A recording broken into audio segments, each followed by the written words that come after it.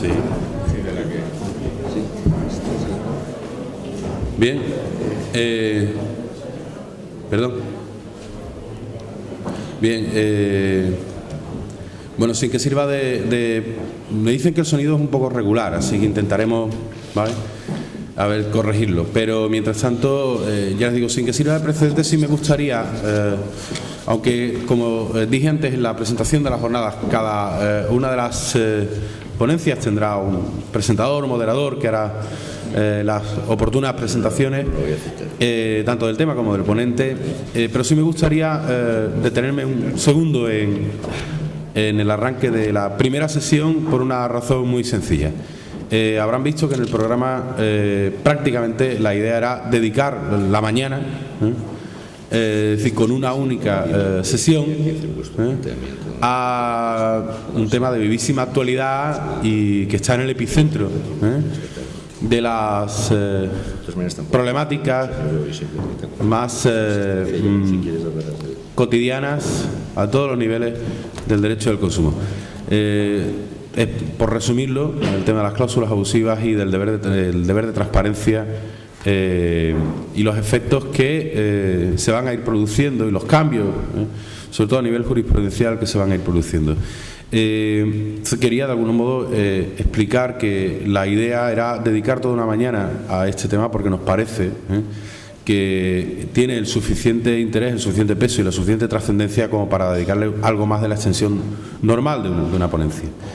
Para ello aprovecho simplemente para reiterar mi agradecimiento tanto a Juan Ignacio Ruiz Pérez, catedrático de Derecho Mercantil de la Universidad de Valencia, como a Javier Orduña Moreno, magistrado de la Sala Civil del Tribunal Supremo y catedrático de Derecho Civil de la Universidad de Valencia, porque uno, aunque llega al Supremo, no deja de ser catedrático, y a Diego Muñoz Cobo, abogado del Ilustre Colegio de Valencia, que va a ejercer como presentador y moderador. Y disculparme además por ausentarme de la mesa, pero insisto, solo quería dedicarles estas palabras y darle la bienvenida y agradecerles su amabilidad, porque me consta que el esfuerzo de agenda ha sido bastante notable en lo profesional y en lo personal para poder asistir. Entonces me parece que es de justicia reiterar mi agradecimiento público. Diego. Sí, buenos días a todos. Gracias, Manuel Jesús, por esta presentación, y también agradecer a Consumidores Europeos en Acción y al puerto de Santa María, la ciudad, pues su acogida y que ha posibilitado el que podamos estar hoy aquí con todos ustedes.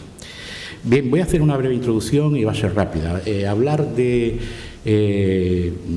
tema de las cláusulas abusivas, falta de transparencia, nos lleva necesariamente como introducción a hablar de la banca en nuestro país. La banca en el año 2007, cuando fue consciente, después del problema de la subprime, la que se le venía encima, reaccionó de una manera doblemente equivocada.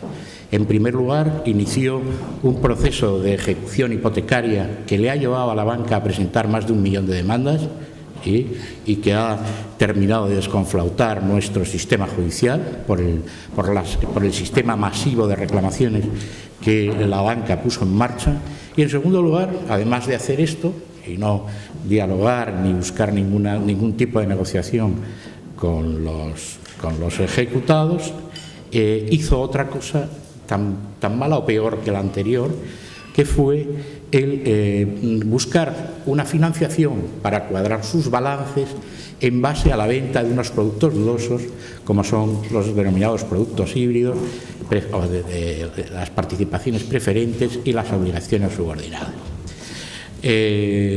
Esta comercialización masiva, que básicamente consistió en venderle a los clientes a través de esa mala comercialización y con una infracción clarísima del deber de transparencia de las entidades financieras, este tipo de productos, pues ha llevado a este otro gran problema que tenemos en este momento en nuestra sociedad, con cientos de miles de procedimientos en marcha, no solamente a través de las juntas arbitrales de consumo, sino también a través de los tribunales de justicia. Pues bien, para hablar de estas cuestiones, fundamentalmente cláusulas abusivas, infracción de la ley de transparencia, hay dos especialistas de los que me voy a referir y que quiero presentar. En primer lugar, el profesor Juan Ignacio Ruiz Peris, catedrático de Derecho Mercantil de la Universidad de Valencia.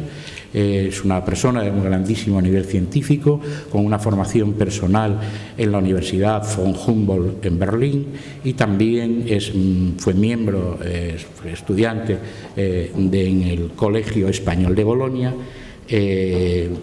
Con esa formación se ha dedicado toda la vida como discípulo de Manuel Broseta, el profesor Manuel Broseta, a desarrollar su labor científica en la Universidad de Valencia.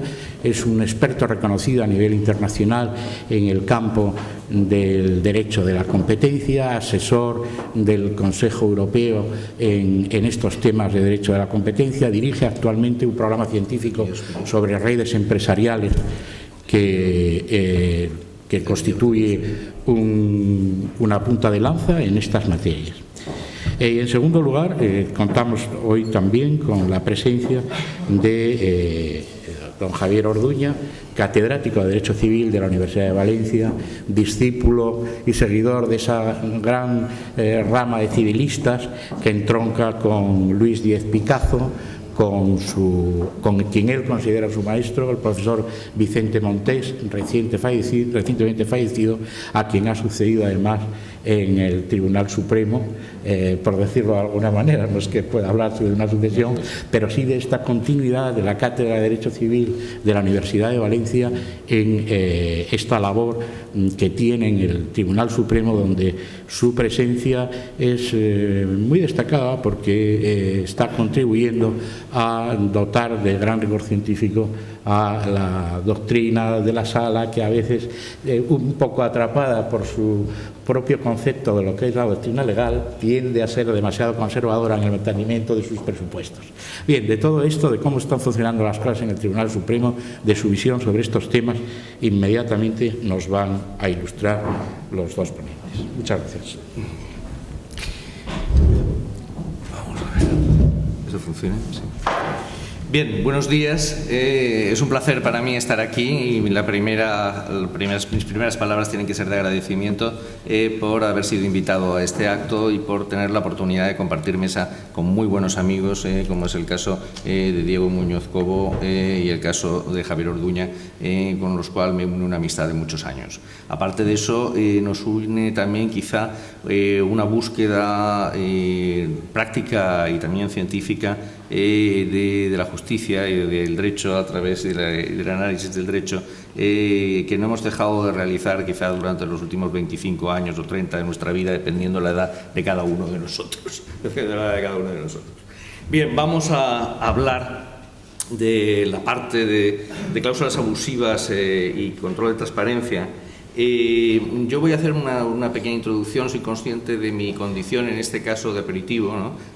Frente al plato de resistencia, la pièce de résistance, como dicen los franceses, el plato principal, que es en este caso mi compañero Javier Orduña, por su condición de magistrado de la Sala Primera del Tribunal Supremo.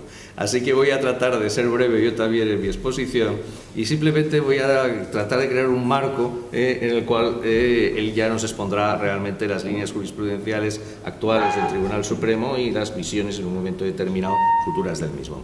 Y lo voy a hacer desde la perspectiva de esa idea que aparece también en la jornada sobre las repercusiones de la doctrina del Tribunal de Justicia de la Unión Europea en materia de cláusulas abusivas en procedimientos de ejecución hipotecaria que realizó el Tribunal, la propia Sala Primera del Tribunal Supremo, ¿de acuerdo? Y que es esa idea de que las cláusulas abusivas son cláusulas que pueden producirse en todo el ámbito de la economía. Por lo tanto, cuando estamos hablando, que ahora centremos probablemente nuestro debate más desde la perspectiva del ámbito hipotecario, porque quizá haya sido este el ámbito en el que más se han movido las cuestiones relativas a las cláusulas abusivas, como decíamos, pueden proceder de cualquier ámbito de la economía y pueden afectar no solo al consumidor, sino también pueden afectar al pequeño empresario. Tomo esto también en cuenta, en mi condición de mercantilista, el que, aunque estamos en un congreso de consumidores, consumidores les hable también desde esta otra perspectiva. Y son fruto fundamentalmente de dos tipos de asimetría. De una asimetría de información, fundamentalmente, ¿de acuerdo? Y de una asimetría de poder de negociación. La asimetría de información tiene una especial relevancia en el ámbito del mercado financiero. Es decir, cuando estamos hablando de banca, de seguros, cuando estamos hablando de mercado de valores. ¿Por qué tiene una especial relevancia? Tiene una especial relevancia porque es muy complejo y luego porque el producto es totalmente opaco. Es decir, nosotros no sabemos lo que hay dentro de una empresa cuando está cotizando en el mercado de valores. Si encima nos hacen un producto que encima es especialmente opaco y especialmente complejo, pues entonces estamos todavía en una situación de asimetría de información todavía muchísimo más grande, ¿de acuerdo? Por lo tanto, es un lugar en el que se exagera, es una situación en la que se exagera todavía el tema de la asimetría, la falta de asimetría de información entre las partes. Y que, a diferencia del resto de los sistemas, ¿de acuerdo? De los sistemas o de las partes en un momento determinado de la economía, obedece a un criterio clasificatorio distinto. Es decir, en el caso del resto, nosotros hablamos de consumidores o de pequeños empresarios, ¿de acuerdo? Relaciones B2C, como dicen los anglosajones, o B2B, pero con B pequeñita, ¿de acuerdo? No con B grande, ¿de acuerdo? B2B con B pequeñita, B grande con B pequeñita, ¿de acuerdo? Y esas relaciones entre gran empresa y pequeño empresario también, en un momento determinado, crean situaciones de asimetría de información o de poder que son valoradas de forma distinta en los diferentes Estados miembros de la Unión Europea. Nos encontramos, por ejemplo, con que en Alemania sí que es muy relevante la existencia, consideramos tradicionalmente en España que no, pero lo bien cierto es que por las directivas comunitarias y por la normativa comunitaria, poco a poco nos va a ir viniendo la consideración de protección también del pequeño empresario en su relación con el gran empresario desde la perspectiva de la asimetría de información y la asimetría de poder de negociación. Dicho esto, nos encontramos con que, como decíamos, en el sistema financiero funciona con una lógica distinta. La lógica distinta es insider, profesional, digamos, del sistema financiero, y outsider, es decir, cliente, ¿de acuerdo? Cliente, customer. Ustedes observarán que la normativa en materia de entidades financieras pocas veces habla de consumidor, vamos, yo creo que casi ninguna, quiero decir una cosa de este tipo. De lo que habla es de cliente, ¿de acuerdo? ¿Y por qué habla de este cliente? Porque reconoce que cualquier cliente, por muy experto que sea, salvo aquel que es realmente ya un profesional del sistema financiero, como los fondos de inversión, etcétera, además, y todo este tipo, por muy empresario o profesional que sea, por muy tal, sigue siendo un pardillo, con perdón, en el ámbito del sistema financiero, ¿de acuerdo? Sigue siendo absolutamente un pardillo. Entonces, esa situación es una situación que hay que tener plenamente consciente. Quiero decir, muchas veces parece que la asimetría de información solo se produce cuando el consumidor, y bueno, tenemos nuestro consumidor español que es persona física y persona jurídica, es poco menos que una persona en condiciones ya de irse a la tumba, ¿no? Es decir, en condiciones de esto. No, en absoluto. Es decir, la asimetría de información en el sector financiero es constitutiva al propio sector financiero, ¿de acuerdo? Por lo tanto, se produce prácticamente en todas las situaciones que en un momento determinado encontremos de relación entre un banco, una entidad de crédito, una entidad de seguros, etcétera, al siguiente. Y además, y un cliente. Además tenemos una cuestión fundamental que nos diferencia de otros Estados miembros de la Unión Europea. Y esta diferencia es una diferencia cultural. Ustedes como personas interesadas en los consumidores saben de lo que estoy hablando. Quiero decir, y esa diferencia cultural tiene que ver fundamentalmente con que nosotros no somos una sociedad exigente, sino que nosotros hemos sido una sociedad de la confianza irracional. Es decir, nosotros en estos momentos, que aquí nadie se lía un contrato, quiero decir, ¿pero cómo me voy a leer un contrato? Quiero decir, ya me fío del director de la agencia, quiero decir, o ya me fío de fulanito que lo conozco desde hace no sé cuántos años y que sé que no me va a gastar una mala pasada y que sabe lo que es las cosas, así como pensábamos, ¿o no? ¿Cuántos contratos han firmado ustedes sin haber leído ni una línea de las que en un momento determinado aparecen? Esta es la práctica cotidiana, y la práctica cotidiana tiene que ser conocida, y es conocida también por nuestros tribunales, ¿de acuerdo? Y los tribunales saben que las cosas son así, ¿de acuerdo? Y saben que en un momento determinado la gente firma, que esto no es la teoría económica del funcionamiento informado y del consumidor responsable y de todo este tipo de cuestiones. No. Y esa situación es una situación que ha cambiado como consecuencia del varapalo que nos ha dado la crisis y del varapalo que nos ha dado en un momento determinado las cuestiones relativas a preferentes y subordinadas a las que se refería Diego Muñoz Cobos anteriormente. Ha cambiado, ahora la gente ya no firma tan alegremente las cosas y mira un poco lo que ha sucedido después del desastre con el que nos hemos encontrado, pero lo que no ha cambiado es la complejidad de los textos, redactados fundamentalmente por quien conoce en un momento determinado la información. Que sí, que después de la Ley 1/2003 y después del varapalo que en un momento determinado ha habido, en estos momentos hay una mayor transparencia, entre comillas, o una puesta en evidencia de las cláusulas que en un momento determinado puedan ser más abusivas, más perjudiciales o poner efectos más onerosos en un momento determinado para el cliente en el contrato. Pues sí, es decir, se está empezando a cambiar. Pero hombre, es curioso que de los 8 o 9 casos, no recuerdo ahora exactamente, que han ido al Tribunal de Justicia de la Unión Europea en materias de este tipo, ¿de acuerdo? 6, creo recordar, son españoles. 6. Hombre, ¿por qué será? Quiero decir, ¿qué pasa? ¿Que los alemanes son tontos y no litigan? No tengo esa opinión de los alemanes. Los alemanes litigan por cualquier cosa. ¿Me explico? O que los franceses son unas personas muy pacíficas a las cuales se dejan oprimir por su sistema bancario sin decir nada. Pues no parece que esa sea esa. Entonces llenan la calle por cualquier tontería con 500.000 de personas. ¿Me explico?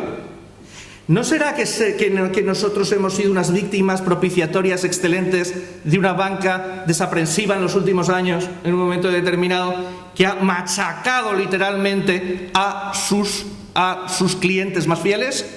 ¿De acuerdo? Y los ha machacado literalmente y sin ningún escrúpulo. Pues no lo sé.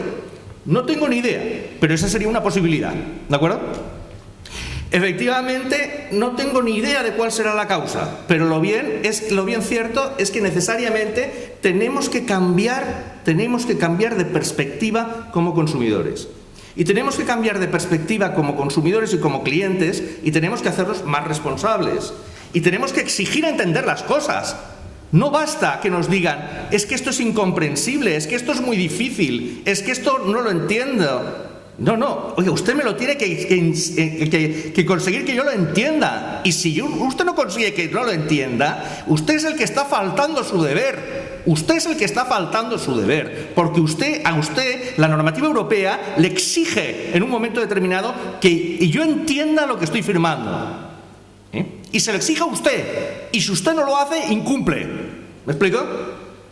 Por lo tanto, nada de echar balones a, no, es que esto es la libertad de pactos, igualdad en el mercado, cada uno, autonomía de la voluntad, cierre del... No estamos en ese escenario para nada. No estamos en ese escenario para nada. Y todos lo sabemos. ¿Me explico? Hasta los que lo defienden que estamos en ello. Todos lo sabemos. ¿De acuerdo? Por lo tanto, cinismo aparte, hipocresía aparte, todos sabemos de lo que estamos hablando. ¿De acuerdo? Por tanto, hay que plantear no solo un cambio legal, y fíjense, se lo dice un jurista, que parece que nosotros siempre seamos como que defendemos que la ley tiene la solución, más bien tiene la solución de todo. ¿De acuerdo? No solo hay que plantear un cambio legal, sino que hay que plantear un cambio de actitud entre los consumidores y entre las entidades de crédito. Las entidades de crédito tienen que ser conscientes de que el interés del consumidor debe de ser un interés que debe de ser tomado en cuenta por ellas mismas a la hora de desarrollar sus políticas. ¿De acuerdo? Y si lo hacen así, conseguirán tener una nueva y mejor relación con sus clientes. ¿De acuerdo? Y tendrán en un momento determinado una más provechosa y sobre todo más honesta relación con ellos mismos. ¿De acuerdo? Pero es imprescindible ese doble cambio. Y de momento no se ve que esa sea la tendencia por parte de la mayor parte de las entidades de crédito. Porque hasta ahora solo están actuando cuando se ven forzadas por la ley. Y cuando en un momento determinado se les ofrecen posibilidades, ¿recuerdan ustedes el código de conducta? El bienintencionado código de conducta en un momento determinado, se lo pasaron, vamos, por el largo del triunfo. Quiero decir, empezaron en un momento determinado, lo firmaron y empezaron a realizar la política totalmente opuesta a la que había en el código para tratar de sacar el máximo partido antes de que se convirtiera en ley. ¿Me explico? Esto es lo que no puede ser. Esto es lo que no puede ser. No puede ser si luego quieren sentarse a cenar con nosotros. Es decir, otra cosa distinta es que digan que no quieren cenar con nosotros porque no podemos pagarles la cena. Es posible, ¿de acuerdo? Pero algún día tendrán que sentarse a cenar con nosotros, ¿de acuerdo? Esto es lo que quiero decir, hay que restablecer la confianza, y ese restablecimiento de la confianza entre las entidades de crédito y los consumidores tiene que pasar por una actitud más responsable por parte de los consumidores y por una actitud en la banca en la cual vuelva a considerar al cliente algo más que un número y una mera cifra de negocio. Y esto es imprescindible para que vuelva a fluir el crédito en nuestra economía, para que vuelva en un momento determinado a fluir el crédito a las pequeñas empresas y a fluir el crédito a los bolsillos de los domicilios. Aparte de otras cuestiones, como que el Banco Central deje de dar dinero al 1% para permitir que luego se ponga en la deuda pública al 5% y las entidades obtengan un beneficio derivado de ello en vez de estar dando dinero a las pequeñas empresas y a los particulares. Bueno, pues dicho todo esto, en este marco nos encontramos que esos contratos con cláusulas abusivas, son contratos complejos que, bueno, pues han incluido un conjunto de cláusulas abusivas. Miren ustedes, hay un documento que yo les aconsejo, que son las cláusulas abusivas no inscribibles en el registro de la propiedad, hecho por registradores de España, es decir, por el Colegio de los Registradores, que no parecen muy subversivos, ¿de acuerdo? En el cual aparece todo un conjunto, de cláusulas financieras, cláusulas de vencimiento anticipado, cláusulas que consideran no inscribibles, ¿de acuerdo? Cláusulas afectantes de la ejecución, del objeto de la hipoteca, tal, cosas de este tipo. ¿Qué tal? Este documento, hombre, tiene el valor que tiene, pero tiene el valor de una opinión muy informada y de una opinión muy autorizada por parte de unos profesionales que, desde luego, si lo que de algo saben, es de hipotecario. Quiero decir, si algo saben, es de hipotecario, ¿de acuerdo? Por lo tanto, y saben mucho, ¿de acuerdo? Entonces, esa es la cuestión en un momento determinado lo que existe. ¿Qué es lo que tenemos que lograr? Tenemos que lograr en contratos sin cláusulas abusivas. ¿Y cuáles son los medios para lograrlo? Los de la directiva, inaplicada casi en este país con anterioridad, lo de la directiva del 93/13, es decir, aquellos que permitan de una manera o de otra que quien interviene en los procesos pueda en un momento determinado detectar la existencia de la abusividad y pararla de una manera o de otra. ¿Y pararla de una manera o de otra cómo? Por dos vías fundamentalmente. Por la vía notarial registral en el caso de las hipotecas o por la vía judicial en todo momento. ¿Qué es lo que en definitiva hizo la Directiva 2013? ¿Qué es lo que en definitiva hizo la sentencia Mohamed Aziz derivada de 14 de marzo de 2013 del Tribunal de Justicia de la Unión Europea, derivada de la cuestión prejudicial planteada por el juzgado número 3 de Barcelona? ¿Qué es lo que no voy a hablar porque vamos a tener a su autor en las jornadas, o lo van a tener ustedes, porque desgraciadamente yo tengo un congreso mañana y pasado en Valencia que presido sobre distribución y redes empresariales, y tendré que no podré tener el placer de continuar con ustedes el mañana. Entonces, ¿qué es lo que viene a decir la sentencia fundamentalmente? Bueno, lo que viene a decir es que existe una obligación real de hacer efectiva la protección contra los consumidores, a los consumidores contra las cláusulas abusivas por parte del Estado y por parte de los órganos en un momento determinado que aplican el derecho, y entre ellos fundamentalmente por el órgano jurisdiccional. ¿Y esto qué es lo que permite? Bueno, pues lo que permite es que el órgano jurisdiccional vea la existencia, y el notario también, y el notario vea la existencia en un momento determinado de las cláusulas abusivas, y que incluso el notario paralice la ejecución en un momento determinado, o la venta judicial, paralice la venta judicial, la solicitud de venta judicial, cuando en un momento determinado nos encontremos con que se encuentra en una situación en la que se le dice que se ha presentado una acción ante un juzgado para solicitar en un momento determinado el reconocimiento de la condición de cláusula abusiva, o cuando en un momento determinado se le ha dicho para que se continúe sin la existencia de cláusula abusiva. Y ahí llegamos a un punto clave, y es probablemente uno de los últimos que voy a abordar, porque no quiero, pero el punto sí que lo quiero abordar porque es un tema fundamental. Miren ustedes, las sentencias del Tribunal de Justicia de la Unión Europea adoptan una decisión muy drástica. Dicen, como dice la directiva, en interpretación de la directiva, dicen, miren ustedes, si ustedes incluyen una cláusula abusiva en el contrato, y esa cláusula es separable, es decir, yo puedo liquidar la cláusula y puedo mantener el contrato, ¿de acuerdo? Ustedes no tienen, Tribunal Nacional, no tienen capacidad de moderación de la cláusula, ¿de acuerdo? Y el Tribunal Nacional dice lo que dice. El Tribunal Supremo ha venido diciendo tradicionalmente que sí que podía hacerlo, ¿de acuerdo? Por lo tanto, hay un conflicto de visiones, ¿de acuerdo?, entre el Tribunal de Justicia de la Unión Europea y el Tribunal Supremo Español, que algún día acabará otra vez ante el Tribunal de Justicia de la Unión Europea, probablemente, ¿de acuerdo? Por tanto, esa diferenciación en un momento determinado de esa situación requiere una explicación. ¿Es que los magistrados del Tribunal de Justicia de la Unión Europea son estúpidos? ¿Es que los magistrados del Tribunal de Justicia de la Unión Europea no saben lo que dicen? No, señor. Los magistrados del Tribunal de Justicia de la Unión Europea ni son estúpidos y saben perfectamente lo que dicen.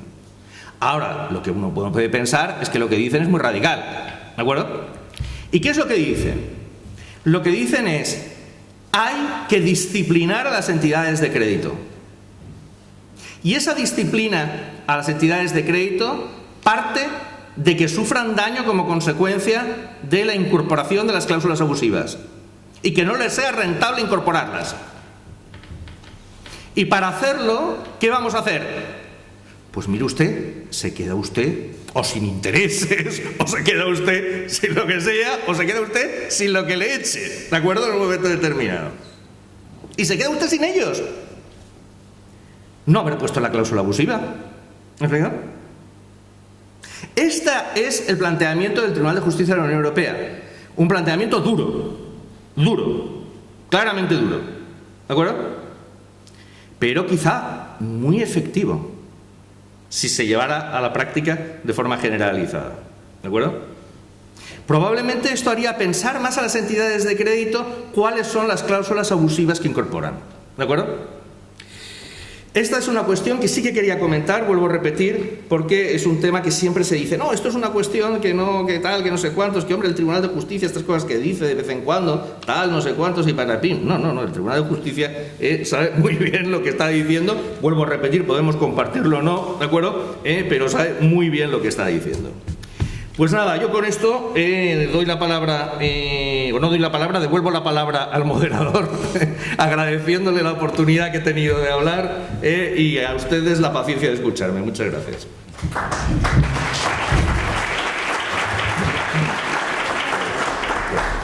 Pues, Javier, adelante. Bueno, buenos días a todos. Lo primero que tengo que decir de forma muy sincera es el agradecimiento a los organizadores de estas magníficas jornadas por la deferencia que han tenido de invitarme a las mismas, lo cual supone pues para mí un placer. Yo ya conocía esta magnífica ciudad y por tanto la conocía hace tiempo, hacía tiempo que no había vuelto y para mí ha sido muy grato estar aquí con todos vosotros. Por tanto, esa es mi primera manifestación. En esta línea, pues bueno, pues agradecerle a Diego esta presentación, ¿no? La presentación que ha hecho. Nosotros anoche en la cena ya decíamos un poco estamos hablando aquí de responsabilidades y de un poco en el sentido de seriedades. Bueno, es que el moderador o el presentador tiene mucha responsabilidad, porque tiene que vender el producto, ¿no? Entonces, claro, en una sociedad con la que estamos, y más en estos temas, ¿no?, de comercialización de productos, la presentación hace mucho, ¿no?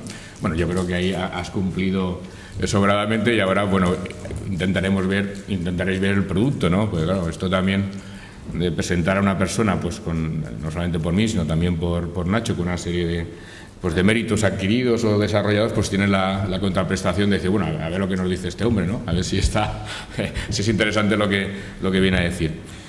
Bien, yo la tercera matización o puntualización que quiero hacer es que, aunque es cierto que bueno, pues que mantengo la condición de catedrático y actualmente el cargo de magistrado del Tribunal Supremo de la Sala Primera, me encuentro mucho más cómodo entre vosotros, pues desde mi formación académica, porque yo creo que fundamentalmente en estas cuestiones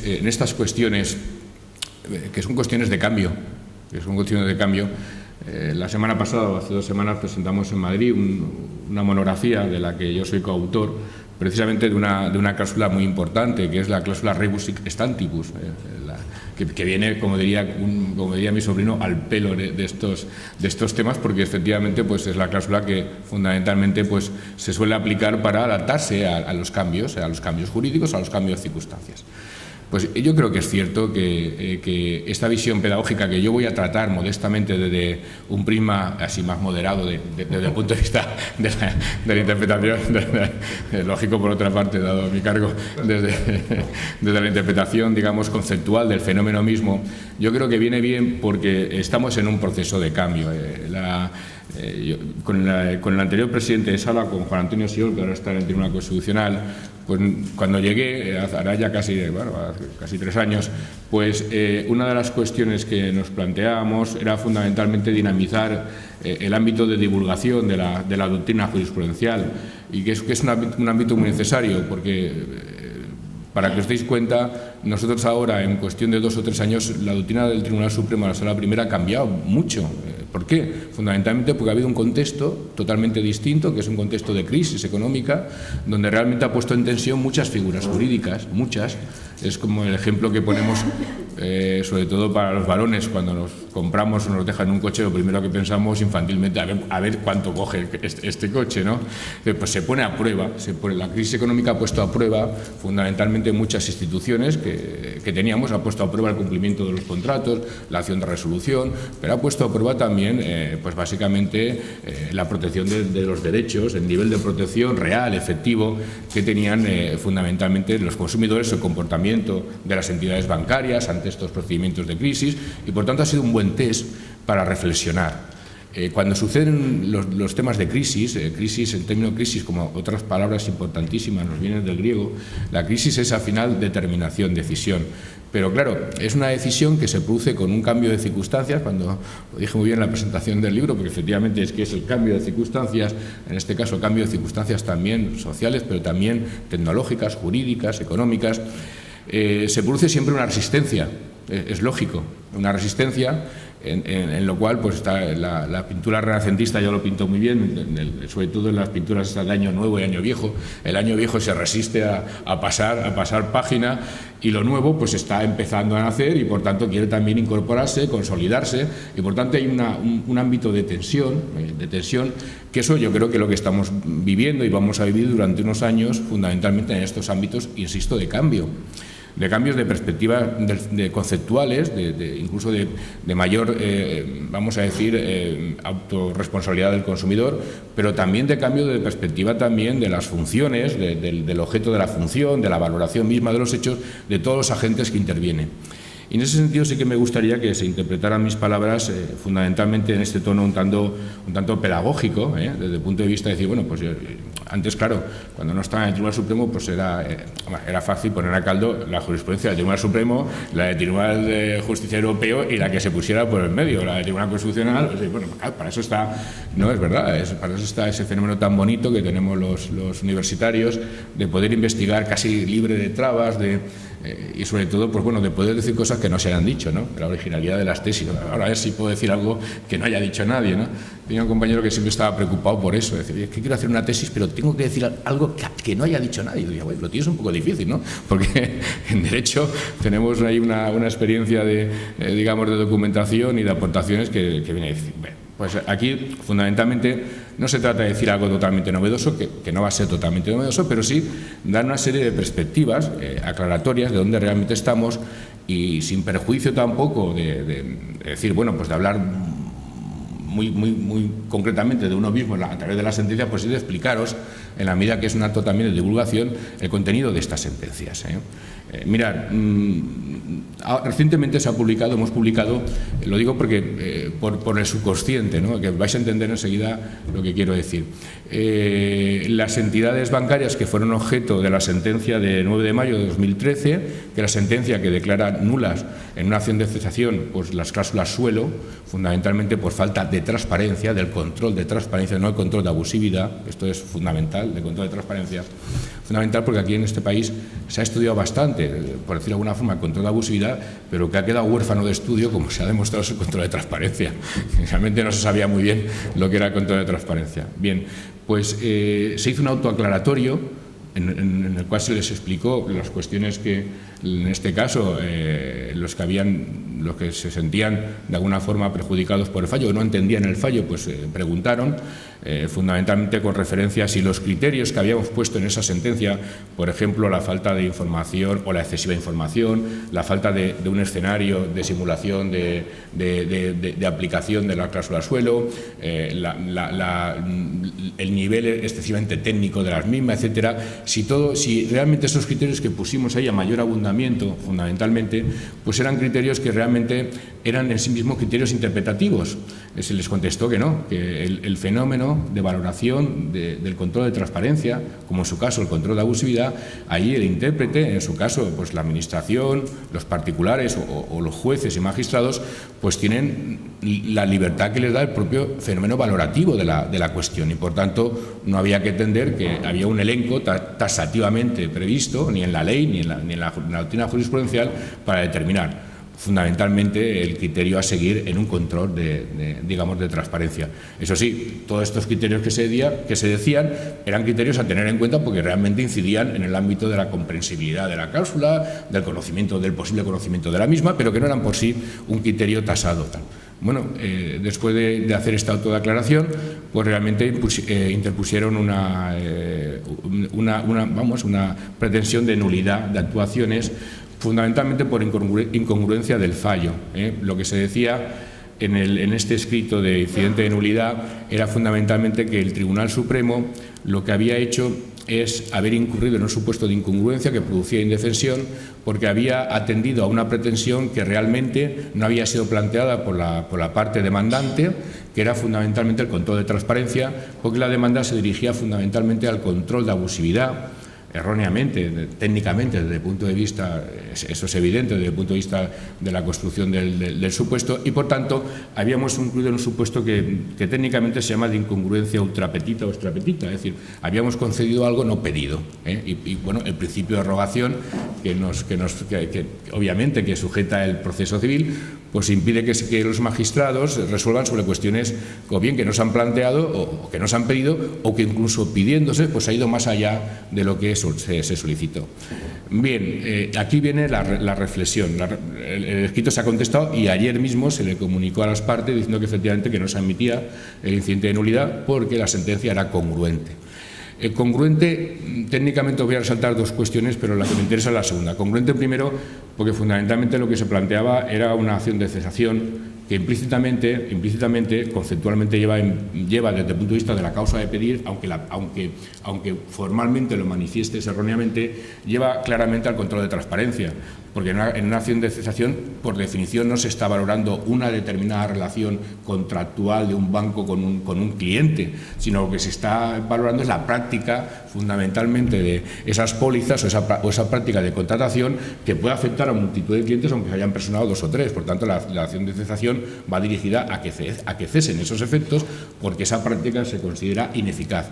Dentro del concepto general de ineficacia, pues cabe tanto una ineficacia tanto derivada del carácter abusivo como del control de transparencia. Pero la razón más importante por la cual se le dice que efectivamente no hay indefensión, y aquí viene lo que diría Freud, el subconsciente, a lo que hablábamos, ¿no? Es decir, porque yo estoy convencido que las entidades bancarias, pues hombre, no sé si de buena fe o por lo menos por la inercia, ellos creían que lo estaban haciendo bien.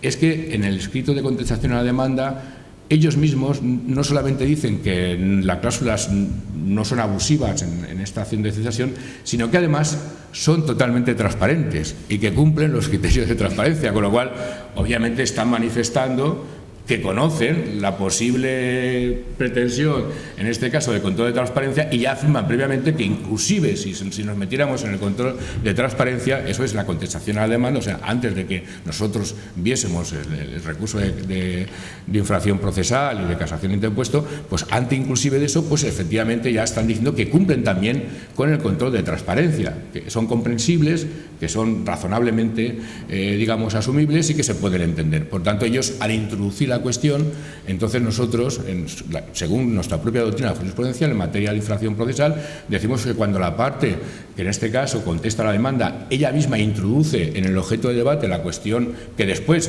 puede resultar decidida en el ámbito del fallo, entonces no se produce indefensión. Es cierto que técnicamente la demanda iba por una cuestión de abusividad que era, desde el punto de vista técnico, muy deficiente, porque se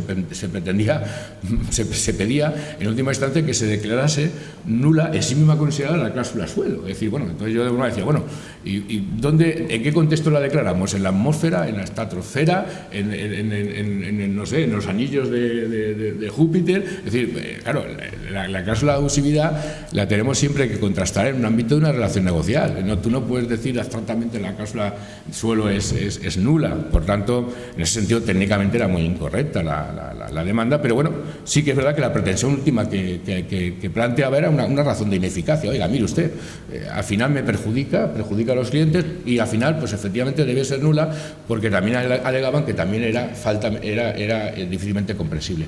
A todo esto, el escrito del Ministerio Fiscal también se metía con mayor técnica, también venía a decir que efectivamente estas razones de ineficacia podían derivarse también de control de transparencia.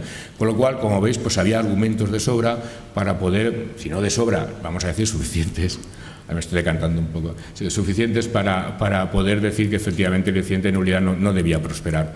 El incidente de nulidad se plantea también muchas veces, como ya sabéis, como un paso previo para poder acudir al recurso de amparo ante el Tribunal Constitucional, porque si no se plantea previamente el incidente de nulidad, pues obviamente pues te dicen, oiga, mire usted, primero plantea el incidente de nulidad, porque allí se puede corregir sin necesidad de llegar al Tribunal Constitucional.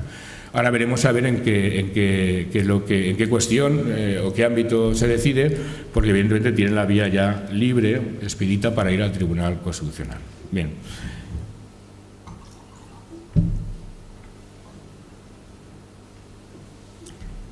Dicho esto, hay que decir que efectivamente, como ha dicho Nacho con vehemencia, hay una nueva jurisprudencia del Tribunal de Justicia de la Unión Europea que realmente ha venido a reforzar, evidentemente, para entendernos, el nivel de protección de los consumidores, y que lo ha hecho, y que es verdad que son casos muy llamativamente en cuanto a número, pues vamos a decir, de españoles, y por tanto sí que es verdad que llama la atención que sean casos españoles, evidentemente, pero ha venido a reforzar la protección de bastantes niveles. Yo voy a recordar aquí, para que tengáis un poco en cuenta, luego haremos un pequeño juego de las mismas, las sentencias más, en ese sentido, más recientes. Es destacable la sentencia de 3 de junio de 2010, donde realmente se establece que la extensión clara del control jurisdiccional de carácter abusivo. En este caso, ya sabéis que aquí se distinguía si el carácter abusivo de la cláusula podía alcanzar a un elemento esencial o no del contrato, fundamentalmente a la determinación del precio y a la retribución o configuración de las prestaciones. La tesis tradicional, la que venía de la directiva del 93, que ha citado Nacho, parece ser que excluía de ese control, porque obviamente era ya un ámbito estrictamente privado el que podía determinar la fijación del precio como la configuración, y por tanto excluía un posible control judicial de los elementos esenciales. En este caso de esta sentencia que os he citado, es cierto que el elemento que se discutiera era el redondeo. No era propiamente la determinación del precio, del tipo de interés, sino el redondeo, que esto es importante, porque en la sentencia del Tribunal de Justicia Europeo siempre es muy importante, al final, saber de qué caso en concreto se está hablando. Lo digo por la doctrina porque muchas veces la gente dice, oiga, mire, sí, aquí se dice que prácticamente la cláusula abusiva puede entrar hasta la cocina, que se puede ver los elementos esenciales y tal, pero en el fondo el caso era un caso de redondeo. Más bien desde el punto de vista de técnica, digamos, de este fenómeno, sería un elemento no determinante por sí mismo del precio, sino en este caso pues fundamentalmente de estabilización del mismo, de revisión del mismo, pero no determinante. La siguiente sentencia que tenéis que tener en cuenta es la de 14, estoy simplificando mucho, la de 14 de junio de 2012. Es el concepto de nulidad, digamos, radical, la imposibilidad de integrar en el contrato el contenido de una cláusula considerada abusiva. La acaba de decir Nacho, en el sentido de que efectivamente, oiga, mire, si usted declara nulidad, usted no puede después moderar esa nulidad. Estamos hablando fundamentalmente de intereses de demora, porque es cierto que aquí había una distinta posición de los tribunales españoles, del Tribunal Supremo, en cuanto al interés remuneratorio, en el cual se ha venido diciendo y se dice y se mantiene que no puede entrar el poder moderador de los tribunales, porque la determinación del precio es el elemento esencial. Y bueno, al fin y al cabo, vosotros recordáis el programa ese del precio justo, ¿no? El precio justo, bueno, pues eso estaba bien en un programa, pero en una sociedad donde realmente en el Tratado de Maastricht y derivados el principio principio de autonomía de la voluntad es esencial para determinar y configurar el ámbito de los negocios. La autonomía privada, pues obviamente tú no le puedes decir a unas partes, oiga, yo creo que aquí se ha equivocado, al final en vez de pagar 100 pague 50 o pague otra cosa, porque tú no lo estás pagando, lo está pagando la parte que ha firmado el contrato, pues no te dice, oiga, pues si yo quiero pagar 50 o 100, ya eso lleva valorcito y ya diré yo si quiero 50 o quiero 100. Por tanto, estaba claro que en principio atentaba de alguna forma contra el control directo de los precios y por tanto, aquí sin embargo la sentencia está, lo que viene a decir fundamentalmente es que en cuanto no al interés remuneratorio, sino al interés de mora, hay una imposibilidad de que el juez modere ese interés de demora. Yo aquí tengo, efectivamente, yo tengo aquí mis dudas, es decir, desde el punto de vista, yo entiendo la jurisprudencia del Tribunal de Justicia Europeo que ha elevado mucho ese nivel, pero también hay que entender que el fenómeno de protección de los consumidores, que ya es un fenómeno obviamente europeo, pero también nacional, pues también tiene que contar con las peculiaridades de cómo está ese fenómeno dentro del ámbito de cada nación, de la legislación nacional. Aquí, tradicionalmente, como sabéis, todo lo que era la ponderación de los daños resarcibles, de los daños indemnizables, pues evidentemente la doctrina jurisprudencial ha permitido siempre su moderación. ¿Por qué? Por la propia naturaleza del daño indemnizable. Y bueno, pues efectivamente no es un daño que se deriva contractualmente y por tanto, es decir, que podemos apoyar en un incumplimiento contractual y por tanto los tribunales moderan. El interés de demora fundamentalmente es un interés, o se ha considerado tradicionalmente como un interés fundamentalmente respectivamente del incumplimiento como un daño o un hecho resarcible. Por tanto, desde ese punto de vista, nosotros, por lo menos yo sigo pensando que los tribunales sí que tienen la posibilidad, o deben tener, los tribunales españoles, de acuerdo con su legislación nacional, procesal y sustantiva, sí que pueden seguir teniendo la posibilidad de moderar. Máxime cuando ya la nueva normativa, la Ley 1 de 2013, etcétera, ya pone unos criterios muy claros donde realmente podemos acudir a esa moderación. En fin, lo que decía Nacho a mí me parece positivo desde el punto de vista de una respuesta ejemplar, pero también hay que tener en cuenta que, bueno, que si se produce un incumplimiento, el ordenamiento jurídico tampoco puede desatender al que sufre el incumplimiento. Y esa desatención, cuando realmente no hay un ámbito, es decir, cuando realmente se ha producido el incumplimiento, pues puede ser paliada con medidas de apoyo, en este caso al incumplidor, pero tú no puedes sancionar al que ha sido objeto del incumplimiento, decir, oye, y además se queda sin ningún tipo de indemnización. Porque claro, entonces le dirá, oiga, pues mire usted, para quedarme sin ningún tipo de indemnización del incumplimiento, pues posiblemente prefiero la resolución del contrato de préstamo, porque para seguir así y que ante un incumplimiento no se me pueda indemnizar mínimamente, pues es lógico, ¿no? Yo por lo menos también lo haría. Yo le presto dinero, pero si ante cualquier incumplimiento no voy a ser indemnizable mínimamente, pues entonces, es decir, eso hay que tener también cuidado, porque evidentemente el juego de la norma tiene que ser también equilibrado y prudente, también incluso en este caso, pues para todos los agentes del juego. Y la otra sentencia que ya conocéis, que es muy importante, la de 14 de marzo de 2013, que efectivamente ahí da un aviso clarísimo a todo nuestro procedimiento de ejecución, que hay que recordar que arranca desde la ley hipotecaria, fijaros bien, de 1861. Es que muchas veces nosotros siempre decimos que, yo me gusta decir que en el derecho, esto viene bien para las mujeres, en el derecho, que la gente que nos dedicamos al derecho, si realmente envejeciéramos conforme envejecen los productos o las figuras jurídicas, tendríamos una juventud casi eterna, porque es verdad que los cambios jurídicos se producen muy lentamente. Es decir, son productos de cultura social aplicada, es decir, como una especie de estalamita o estalatita que se va creando, que se va construyendo poco a poco y que cuesta mucho realizar. Bueno, pues ese procedimiento de ejecución se establece en un periodo en el cual, derivado de la ley hipotecaria de 1861, donde efectivamente el concepto de conservación de la empresa, el concepto de la conservación de la garantía de la relación con el deudor, pues prácticamente era desconocido. El deudor era mirado fundamentalmente como un ser esencialmente incumplidor, y lo que se pretendía era garantizar fundamentalmente la efectividad de la hipoteca con un procedimiento ad hoc para ella misma. Y así se hace el antiguo artículo 131. Claro, es que han pasado muchos años, han pasado cientos de años, es decir, 100 y pico, y efectivamente la consideración de las relaciones económicas son distintas. Hoy en día la posición del deudor es fundamental para cualquier tipo de actividad empresarial, el mantenimiento del mismo. Ha cambiado todo tanto que decir, oiga, mantener esto. Y uno de los ámbitos en lo que ha cambiado precisamente es también en el derecho de consumo, que ha sido capaz de alterar esta asimetría, esta posición, que razonablemente en aquel contexto tendría su sentido, porque fundamentalmente lo que se trataba era de que el sistema hipotecario arraigara en nuestro país, de que las empresas de fuera invirtieran para los ferrocarriles de primera época, etcétera, pero que hoy en día, con la complejidad que tiene tiene el fenómeno económico, pues ya no tiene mucha razón de ser. Y ahí efectivamente la Unión Europea ha dicho, ojo, tenéis un sistema de ejecución pues realmente inadecuado, porque hace en última instancia imposible la tutela real y efectiva del consumidor. ¿Por qué? Porque aunque vaya después al ordinario, aunque gane, después ya se ha quedado sin la vivienda, fundamentalmente. Tendrá derecho a lo mejor a una posible indemnización, pero a resultas ya ha perdido el objeto por el cual estaba, digamos, peleando desde el principio. Y en ese sentido ha habido, por tanto, un intento de equilibrar, de armonizar, que a mí me parece razonable y necesario. Otra cosa es cómo se articula ese procedimiento para que el procedimiento de ejecución no pierda la naturaleza ejecutiva que debe tener y al mismo tiempo permita equilibradamente pues dar también el traslado a las partes, ¿sí? Porque ahora hay que adaptar ese procedimiento, que es lo que pretende hacer la Ley 1/2013, aunque es verdad que está sujeta a muchas interpretaciones porque la cuestión es difícil, el equilibrio entre que no pierda la configuración del procedimiento de ejecución, que las partes puedan defenderse rápidamente en ese mismo proceso una vez apreciada tal, y que al mismo tiempo pues el procedimiento pueda tener una continuidad después con la posible conservación o ejecución de la misma. Por tanto, es un tema complicado que también está dando a muchas interpretaciones, no fácil. Pero bueno, ya entrando ya en el tema, que es un poco lo que aquí queremos, yo intentaría reflexionar, sabemos más o menos las sentencias más importantes.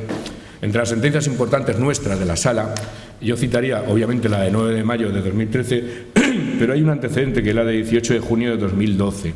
En esa modestamente yo fui ponente, y es una sentencia en la que, bueno, yo creo que se nota bastante el carácter un poco académico del ponente, porque intentamos, fue un caso curioso donde el recurrente, como recurrente, es decir, como cosa recurrente que te viene en la cabeza, interpuso una serie de acciones ahí y las mezcló todas. Mezcló la ley Azcárate, la de la ley de usura, que algunos se creen que no está en aplicación y sigue de aplicación. Mezcló también la ley de condiciones generales, la ley de consumidores y el Código Civil. Y todo eso hizo una especie de pastilla y dijo, bueno, pues usted deme, como decía, deme algo, ¿no? Deme algo, deme la razón por todo este digamos, pastel que yo le he creado aquí.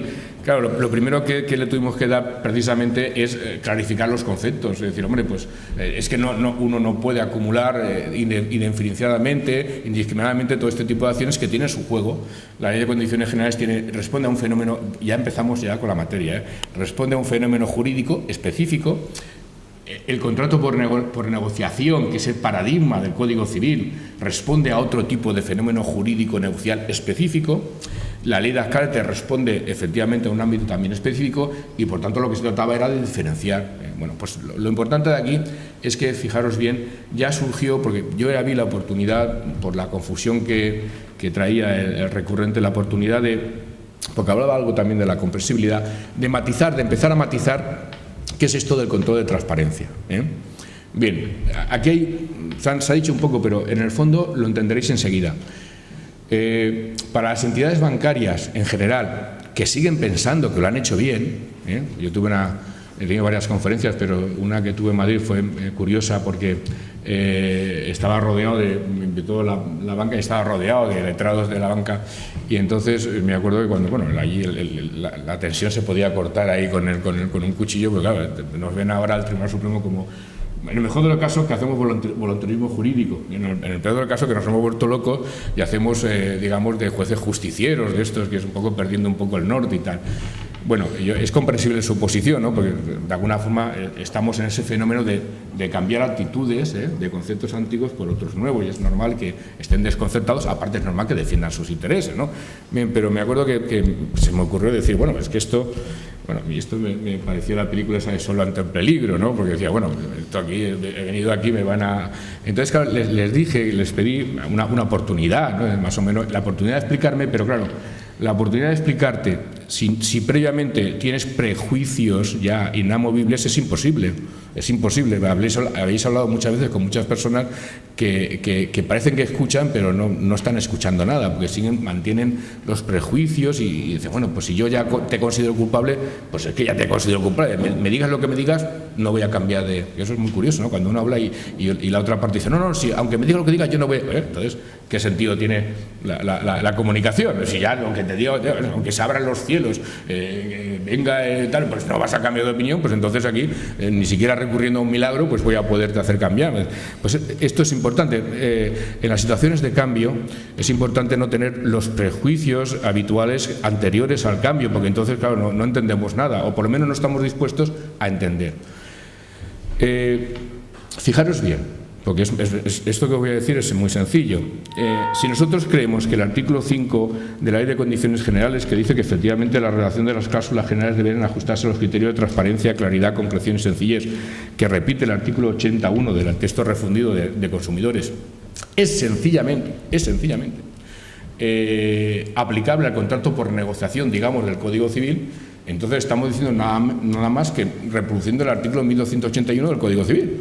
El artículo 1281.1 del Código Civil nos habla del criterio gramatical y la necesidad de que las cláusulas dispuestas sean claras, sean precisas y sean comprensibles. Es decir, no hemos hecho absolutamente ningún cambio, ningún ámbito de perspectiva del fenómeno jurídico y nos seguimos moviendo en el nivel operativo del Código Civil, es decir, del contrato por negociación.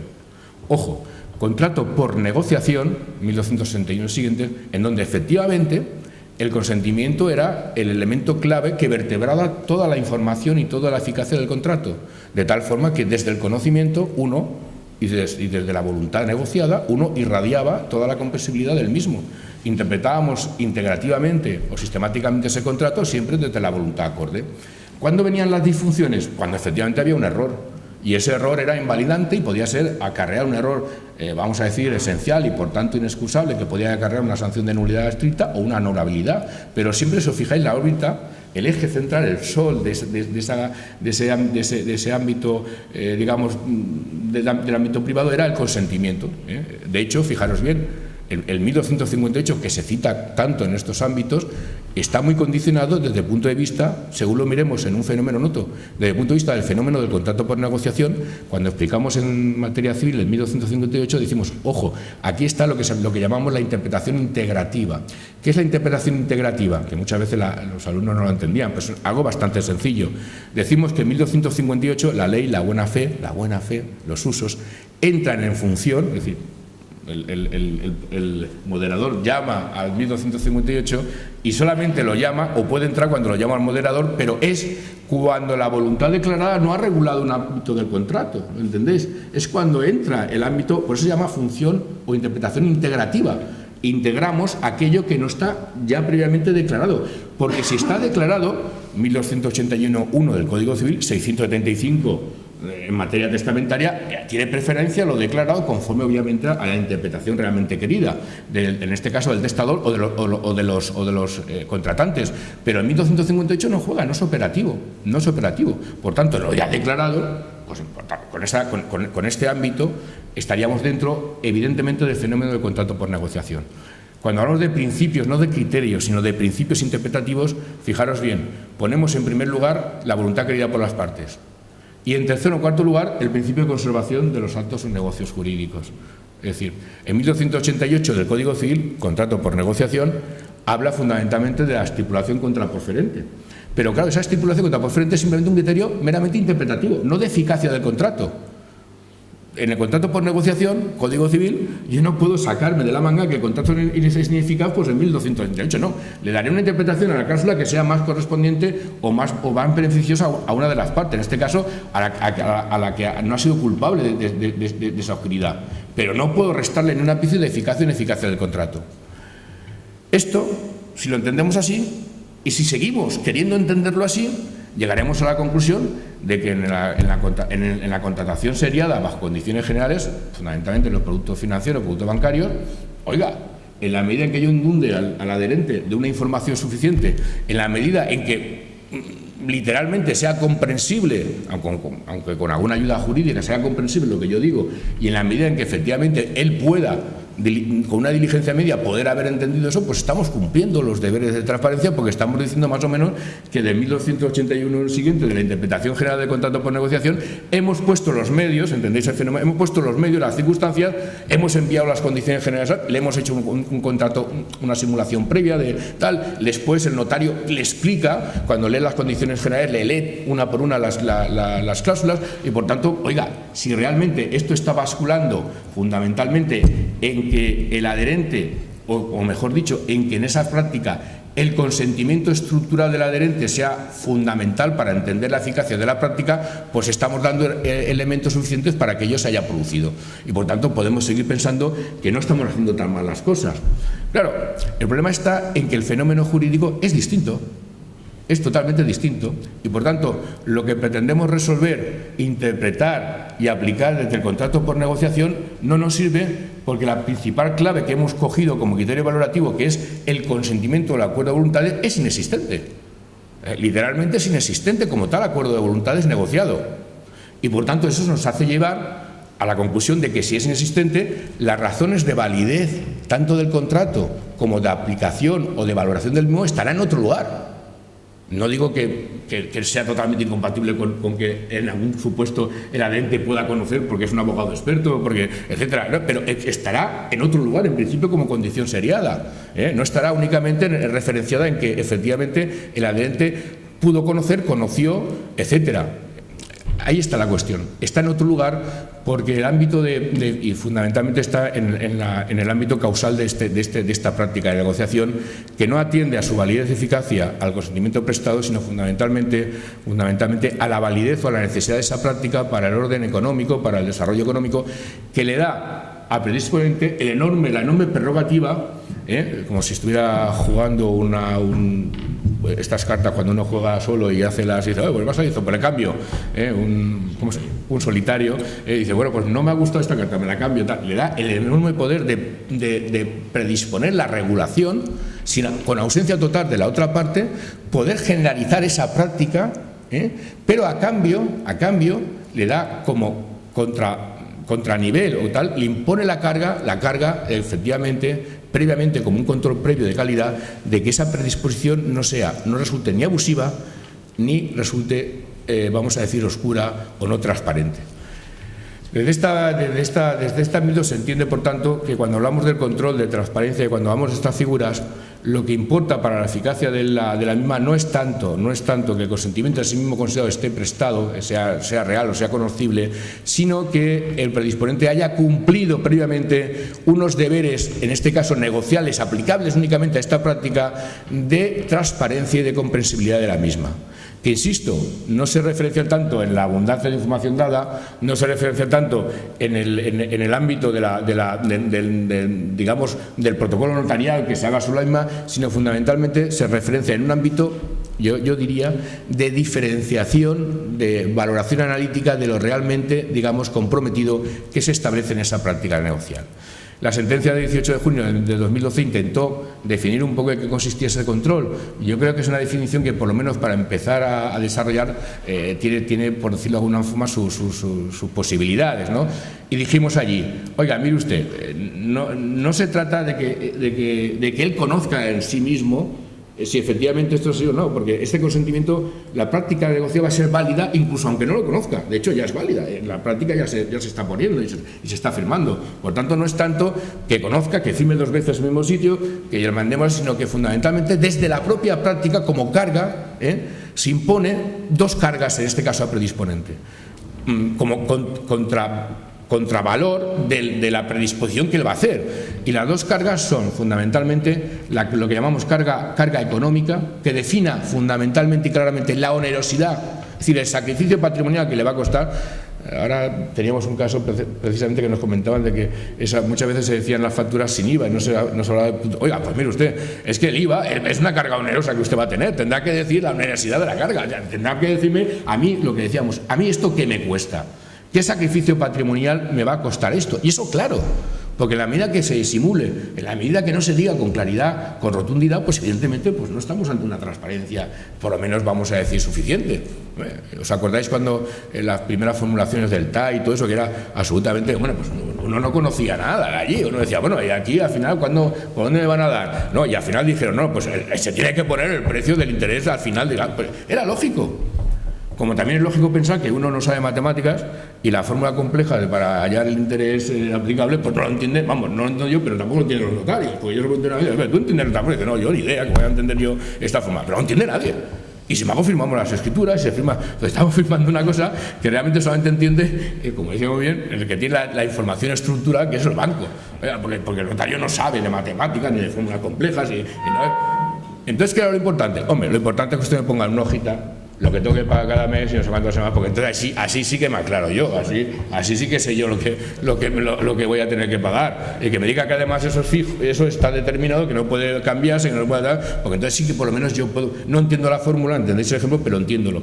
En este caso, fundamentalmente había que cubrir, por tanto, la carga económica como control de transparencia, como específico control de transparencia, y había que cubrir también lo que llamamos la carga jurídica, porque una vez dicho al predisponente, una vez dicho al adherente lo que el sacrificio económico patrimonial que le va a costar, es muy importante que se le diga fundamentalmente dos cosas. ¿Cuál es su posición jurídica? ¿Qué posición jurídica tiene después de haber definido el producto? Fundamentalmente, esto en el ámbito de las preferentes se va perfectamente, porque al final no se sabía cuál era la posición jurídica. O sea, usted realmente, yo aquí ¿qué soy? ¿Qué realmente he adquirido con esto? Pues la posición jurídica, y la posición jurídica fundamentalmente es determinar los derechos y deberes básicos, en este caso del adherente, y los riesgos típicos que está asumiendo cuando está formalizando un determinado producto bancario. Porque sin esas dos cosas, el adherente no tiene la posición jurídica que está asumiendo. Si yo quiero asumir un contrato, pues yo quiero saber fundamentalmente el riesgo que tengo derivado jurídicamente. Pues hombre, pues puedo perder el capital. Oiga, pues eso es un riesgo que tendré que saber. Oiga, al final yo soy accionista, no soy accionista, porque es que es distinto. Si soy una cosa, no soy lo otro. Por lo tanto, llamamos carga económica lo primero y carga jurídica, carga, que la tiene por tanto la entidad que predispone.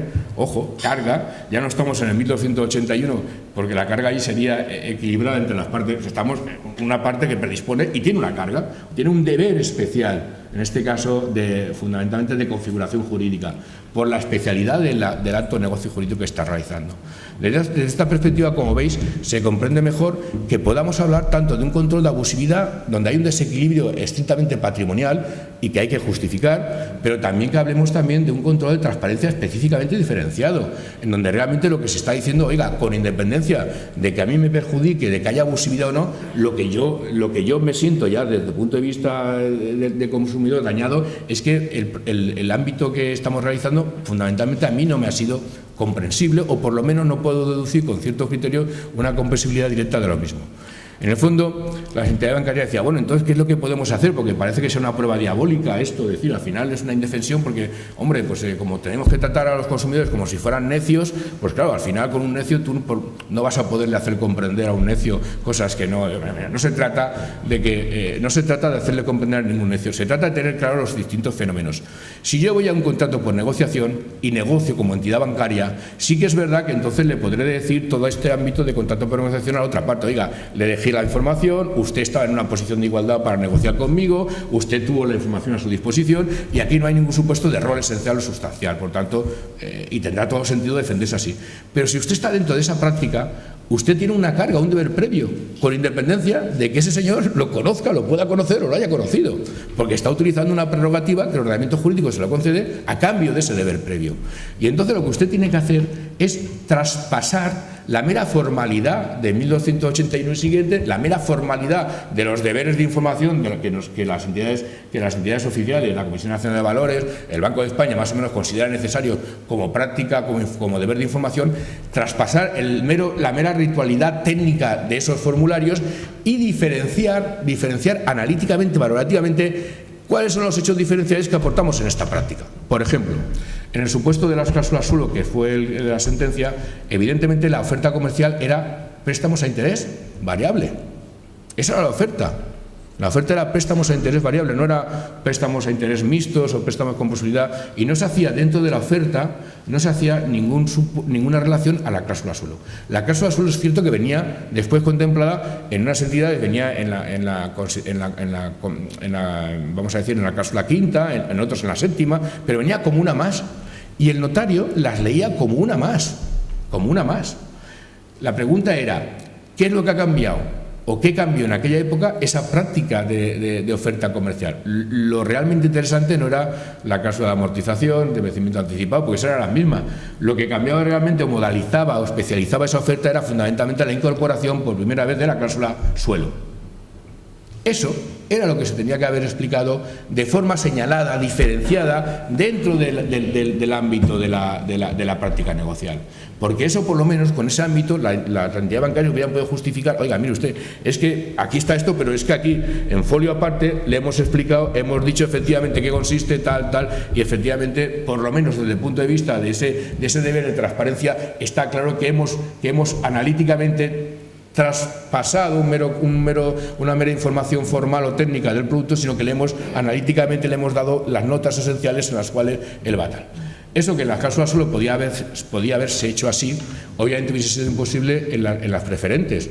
Pero las preferentes, la propia carga de definición del producto de por sí mismo era una entelequia, con lo cual lo único que se podía decir era al cliente, oiga, venga usted, un asesor económico y uno jurídico, y a ver lo que le dicen, porque nosotros lo que ponemos aquí es que algunas veces ni siquiera lo entendemos nosotros, pero bueno, por lo menos usted, o mire usted, nos olvidamos de esto, de una práctica de condiciones generales, y aquí negociamos un poco como un contrato aleatorio, como decir, ¿por qué? Porque claro, hay que tener en cuenta que como es una carga, cuando la entidad bancaria hace un producto complejo, que en el fondo es una tipicidad contractual, cogemos una cosita de aquí, cogemos otra cosa. Claro, al final, el marco general que queda, quien te tiene que explicar las consecuencias jurídicas y comprometerse por escrito es la entidad bancaria. No es el adherente. Es decir, si usted ha hecho un híbrido, me tendrá que explicar en qué consiste la característica de ese híbrido, oiga, y firmarme que con esta interpretación yo me estoy sujetando a esto. No que luego que me diga, no, es que a mí el director dice ahora, pero después el presidente de la entidad ha dicho que la interpretación esta no es correcta. No, me tendrá que decir las dos cosas. Características, posición jurídica que yo asumo ante ese producto complejo, riesgo que asumo ante ese producto complejo, y ojo, que esos riesgos que usted me está delimitando quedan ya determinados para ambas partes. Con lo cual, como veis, nos estamos aproximando claramente, en este caso, al contrato por negociación, y estamos saliendo de la práctica. ¿Por qué? Porque si nos quedamos en el fenómeno de la contratación seriada, es evidente que ahí usted no tiene razón y usted no ha explicado la carga económica.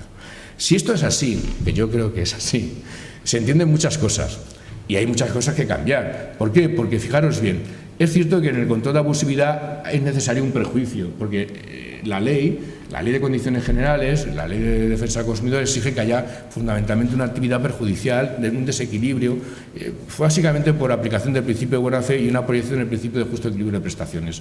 Pero fijaros bien, si nos planteamos bien, y va un poco también por la línea que ha abierto Nacho, si nos planteamos también el control de transparencia, es que, fijaros bien, y de ahí más en el argumento que estoy diciendo, no está defendiendo tanto o tan directamente al consumidor. Lo que está realmente defendiendo es la calidad de negociación en un sistema de competencia y de concurrencia donde es vital que ese sistema funcione competitivamente. Está defendiendo que fundamentalmente, al ser los productos claros y transparentes, las entidades concurran con transparencia en un mercado. Es evidente que lo que está defendiendo eso, por eso es tan importante, yo creo que por ahí viene la protección especialmente de nivel que quiere exigir la Unión Europea, porque efectivamente al que trata con el banco se llama cliente, pero es que en el derecho de consumo al contratante se llama consumidor. Y es que hoy en día el consumo tiene una importancia vital en el ámbito económico, vital, desde el punto de vista de que cualquier fenómeno económico se sustenta básicamente, una pata clave es el consumo del mismo. Claro, es un acto, el consumidor es en ese sentido el soberano de su acto y su destino, pero también es cierto que ese acto destino no necesariamente, en cuanto a acto generalizable y sustento a una economía, no necesariamente está sujeto únicamente a la valoración que podamos derivar de un consumidor responsable que ha sabido realmente llegar a todas las conclusiones, que no, está sujeto a que el propio acto de consumo en sí es un valor para un sistema económico que necesita que ese acto de consumo sea la aplicación de un sistema competitivo y eficaz. Y por eso hay una protección muy especial desde el punto de vista económico. Si os fijáis, el derecho de consumo está muy ligado a los ámbitos del Ministerio de Economía. Oiga, mire usted, es que con esto no jugamos. En el ámbito de la Unión Europea, pues estas razones económicas están muy presentes, ¿eh? Y por lo tanto son ámbitos que incluso en el ámbito general, si os fijáis en los premios Nobel de Economía que han dado a 3, son 3 amigos, pero no tienen nada que ver uno con ellos, porque para uno la economía se sustenta en una razón estadística seria y fijada. Para el otro, básicamente, es que el mercado esté bien regulado. Y para el tercero que ha dado el premio es sencillamente una cuestión psicológica. Bueno, pues eso significa la importancia que tiene, lógicamente, los ámbitos económicos en la estructuración de todos estos fenómenos.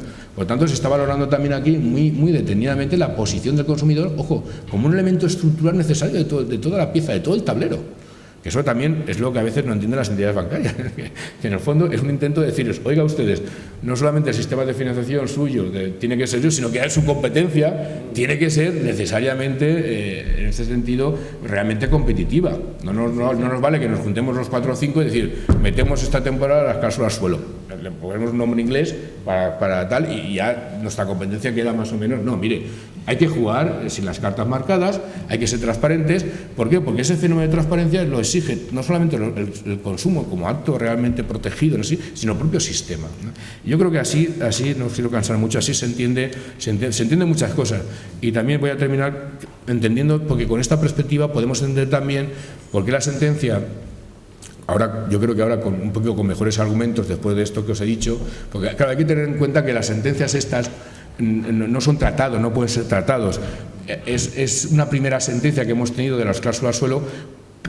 Pudimos tener otra sentencia sobre las preferentes, pero hay que recordar que el Banco Santander retiró el recurso de casación que había planteado y por tanto no nos pudimos pronunciar con respecto a las preferentes. Pero en cualquier caso, la sentencia primera de 2013, que es una sentencia que se puede mejorar, claramente mejorable, y en algunos aspectos poco transparente, porque con 100 y pico páginas muchas veces es una sentencia, yo llamaría de formación inicial. Es decir, ¿por qué? Porque no había un planteamiento totalmente acabado. Hay que tener en cuenta que somos 10 magistrados, cada uno de su padre y de su madre, unos tienen formación más académica, otros no tienen más formación más académica, y bueno, pues todo eso juntar ahí un texto que realmente responda a todas las peculiaridades, pues es difícil. Pero en cuanto a lo esencial es un poco lo que estoy diciendo.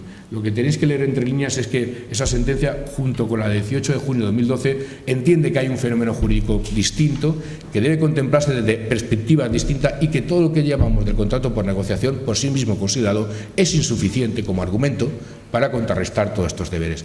Y así también entendemos por qué la sentencia al final sostiene que esa ineficacia que realmente se deriva del control de transparencia no es automáticamente una nulidad radical, es decir, no determina por ella misma la nulidad radical.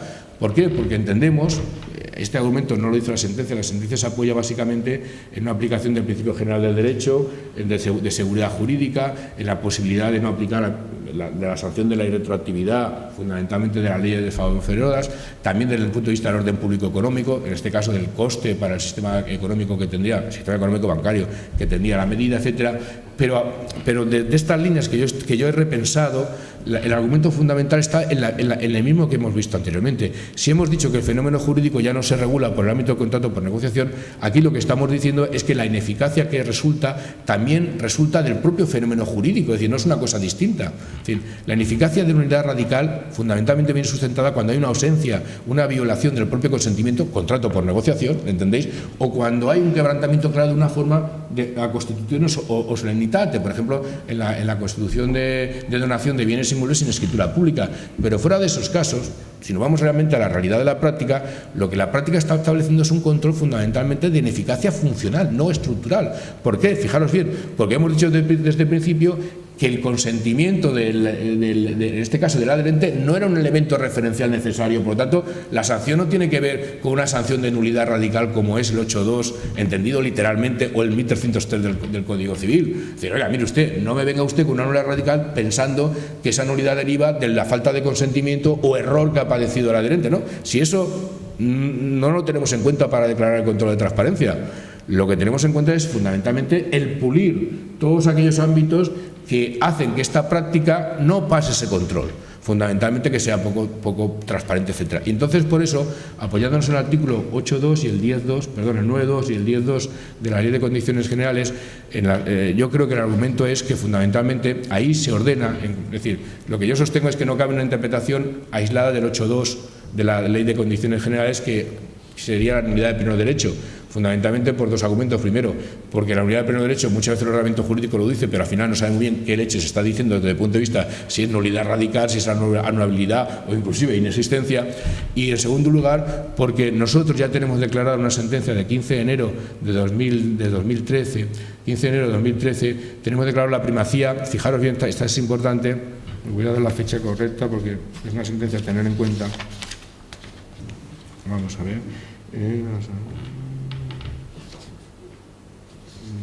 Yo creo que es. Vamos a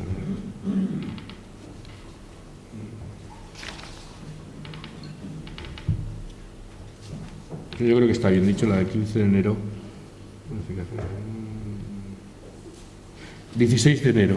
Bueno, 15 o 16 de enero del 2013. Ahí ya declararon, fijaros bien, la configuración del principio de conservación de los actos y negocios jurídicos, no como mero criterio interpretativo, que es el 1284 del Código Civil, sino siguiendo la estela de ese nuevo derecho de la contratación que nos viene ya de la Unión Europea, es decir, los textos de los principios de unidad, los futuros principios de contratación europea, etcétera. Lo consideramos como principio general del derecho, con lo cual la regla general que tendremos que trabajar ya desde esa sentencia es partir fundamentalmente de la validez y eficacia del contrato y resolver sus posibles vicisitudes desde esa validez y eficacia, con lo cual la nulidad radical será entendible en aquellos supuestos donde expresamente la norma aluda únicamente a una ineficacia de carácter estructural, bien del consentimiento o bien, pero no en aquellos supuestos en donde realmente la propia norma confía o configura el negocio fundamentalmente con una suerte de ineficacia funcional, que este es el caso. Porque el artículo 9.2 y el 10.2 de la Ley de Condiciones Generales, fijaros bien, ordena al juez a aclarar la eficacia del contrato que queda afectado por la cláusula nula. ¿Y qué es aclarar la eficacia? Pues la aclarar la eficacia de todas las cosas es qué pasa con las cantidades ya abonadas, es decir, qué pasa con la parte posible de retroactividad cuando yo he declarado esta cláusula nula. No tendría sentido, si fuera una nulidad radical y absoluta, automática, no tendría sentido que le dijera al mismo tiempo que aclare las consecuencias, porque aclarar las consecuencias es aclarar la eficacia que queda de lo que ya se ha actuado. Y por eso en esa sentencia dijimos que en principio, y dado que era una acción de cesación, que no era una acción concreta, porque si hubiésemos sentado al caso concreto, hubiésemos valorado si en ese caso la retroactividad era total o no era aplicable la retroactividad, pero en una acción de cesación que es genérica, por definición, no podíamos entrar a valorar en qué nivel se producía esa retroactividad. Y por eso ya dijimos en esa sentencia que fundamentalmente en estos casos era inaplicable aquellos supuestos que anteriormente habían sido resueltos por sentencia firme o aquellos que se habían ya consumido, que se habían agotado, que ya se habían pagado, que quedaba fundamentalmente para aquellos supuestos en los cuales de presente o de futuro, ojo, desde el inicio que se presentó la demanda, pues efectivamente se habían estado pagando, pero ya con la duda jurídica, con la demanda interpuesta, efectivamente, en este caso, pues de abusividad o en el caso concreto de control de transparencia. Por lo tanto, yo creo que prudentemente hay que decir, en principio, la ineficacia que se deriva del control de transparencia, en principio, por sí misma, no es automática, es decir, se aplica stun desde el momento que se contrató, en principio no es automática. Ahora, el juez, valorando las circunstancias de cada caso concreto y fuera de una acción de cesación, sí que podrá ver, por ejemplo, valorar la mala fe de la entidad, que el contrato apenas se haya iniciado, apenas se hayan pagado 2 o 3 cuotas, porque no es lo mismo tener un contrato ya prácticamente ejecutado, donde realmente el perjuicio para otra parte, pues es verdad que es un contrato que lleva 2 meses de aplicación de las cuotas, oiga, pues en 2 meses pues quitas la cuota y ya lo pones de nuevo, pero un contrato que le quedan 2 meses por pagar la cuota, desmontar todo el contrato hasta ese momento que no había dado problemas, pues yo creo que sería, es decir, que puede pagar 15 años pagando y dice, no, pues ahora devuelva usted todo, oiga, mire usted, si no ha habido ningún problema, el cliente se ha sentido satisfecho desde el punto de vista del trato, dice, oiga, ahora no me fastidie de esa forma porque efectivamente no. Por tanto, que no sea automático, que no se aplique automático no significa que los jueces puedan valorar que en cada caso concreto, pues a lo mejor la retroactividad es stun en un caso concreto, pero eso de automáticamente decir que es un poco derivado de la secuela de la sentencia del Tribunal de Justicia Europeo. Es decir, que van, como veis, van a un nivel mucho más duro de sanción, de tal. Yo creo que aquí hay que ser prudente y hay que darle la oportunidad a las partes que se puedan defender y, sobre todo, que los jueces, en su caso, cuando les lleguen los casos, puedan valorar según las circunstancias y motivar según las circunstancias, que en este caso hay una retroactividad, vamos a decir, STUN, o en otros casos simplemente es el NUN, porque, oiga, porque ha habido una buena relación entre el cliente y la entidad, no ha habido problemas, el cliente además entendía que más o menos era justo el trato que se le estaba dando y por tanto aquí no podemos entender que se haya perjudicado más allá del momento en el cual ya se dijo que efectivamente pues había, ahora en el supuesto de mala fe, de dolo, vamos a decir, la entidad bancaria, pues ahí obviamente pues seguramente la eficacia será retroactiva desde el momento que cumplió. Bueno, pues esto es lo que os quería decir en términos así muy generales y gracias por haberme escuchado.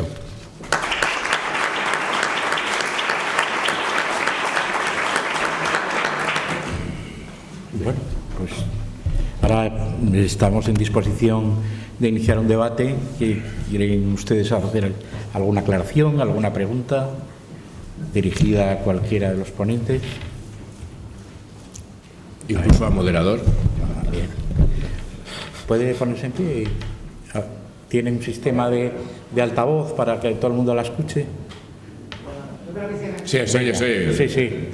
Lo único es explicado así, se puede entender perfectamente la normatividad en la sentencia, pero ¿por qué se alude a la ley de protección contenciosa administrativa, que además es un supuesto que no ha pensado a que se alude la sentencia para defender al administrador, a la ley de patente y marca? Sí. Realmente la ley La razón, mira, la razón que te he dicho técnicamente, bueno, o sea, os estoy dando cuenta de la complejidad que tiene el tema, porque es un tema muy novedoso. Yo he empezado, porque aquí, claro, aquí ahora, como antes era fácil, ¿no?, criticar, ahora ya defiendo un poco más la doctrina del Tribunal Supremo. Es decir, no, fuera de bromas, es decir, es verdad que aquí nosotros, el control de transparencia, pues estábamos un poco huérfanos de trabajos serios, quizá por una falta de experiencia propia. Claro, la sentencia, hay que tener en cuenta que, desde el punto de vista que esto más o menos se puede decir, el ponente que tenía que hacer, que hizo la sentencia esta, en principio no era partidario ni siquiera de admitir el recurso, por lo tanto, bueno, pues de alguna forma, de alguna forma tuvo que hacer una ponencia impuesta por la mayoría y un poco conformar las distintas sensibilidades y por eso muchas veces las sentencias, cuando realmente el ponente se ve un poco forzado a un fallo, a un contenido argumental que no es el suyo, pues tiene altibajos. También es verdad que era una primera sentencia, claro. Este argumento que yo estoy diciendo es un argumento que yo he desarrollado porque después he reflexionado. Yo ahora, si tuviera que poner una sentencia, yo pondría todo esto ya, porque entonces ya se entiende perfectamente, se entiende mejor las cosas. No hace falta ir a las patentes, no hace falta, o sea, directamente sacamos el fundamento directo del fenómeno jurídico y de las características del fenómeno jurídico. Pero en aquel momento lo que teníamos claro es que no podíamos aplicar y más en una acción de excepción, una ineficacia STUN desde el principio. Eso lo teníamos claro, que era poco prudente, y aparte, desde el punto de vista técnico, lo que no teníamos tan claro era la argumentación. ¿Y qué argumentación cogimos? Por la que nos brindaba el Tribunal de Justicia Europea, que es verdad, porque también es verdad que ellos dan estas soluciones, cuando no saben salir del paso dicen, bueno, el principio de orden público, el sistema económico, el principio general, pues no. En el fondo, pues realmente eran argumentos, yo llamaría de segundo nivel, porque los argumentos cuanto más precisos y más directos sea, pues son más fuertes, ¿no? Yo creo que el argumento aquí más fuerte es precisamente este que estoy diciendo. Si el control es muy sencillo, y lo entenderéis aún mejor, si el control es un control de ineficacia funcional y no estructural, es decir, si tenemos café, que es el control, y aplicamos el café, la mancha que tengamos aquí será de café, nunca será de café con leche, ¿verdad? Por lo tanto, si es un control de ineficacia estructural, será un control de ineficacia estructural. Y por definición, la valoración de la retroactividad no dependerá de la ineficacia funcional estudiada, pero no automáticamente aplicaremos una sanción que es el café con leche, que es para la ineficacia estructural del consentimiento, de tal. Por tanto, yo creo que así se comprende mejor que es un planteamiento acorde con la naturaleza, las condiciones del control que estamos aplicando.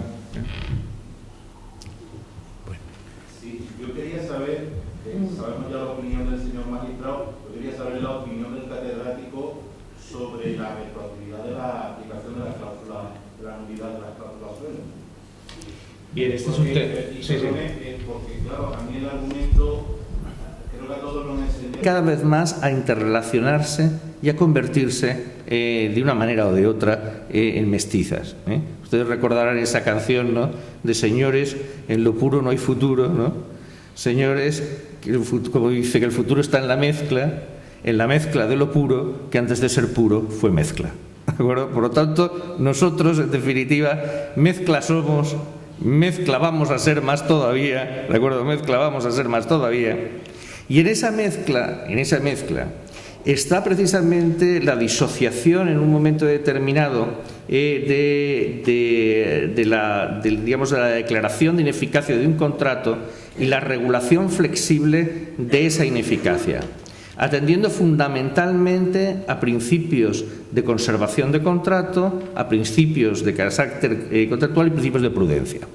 Ahora, ¿usted me quiere decir que esto está en contra de la regla tradicional de, digamos, el momento determinado de que la ineficaz nulidad de no sé cuántos produce efectos Stunk? ¿De acuerdo? Pues si usted lo analiza de esa forma, es decir, como lo aprendimos en la facultad, utilizando categorías del siglo XIX que no habían todavía contemplado todo esto, sí.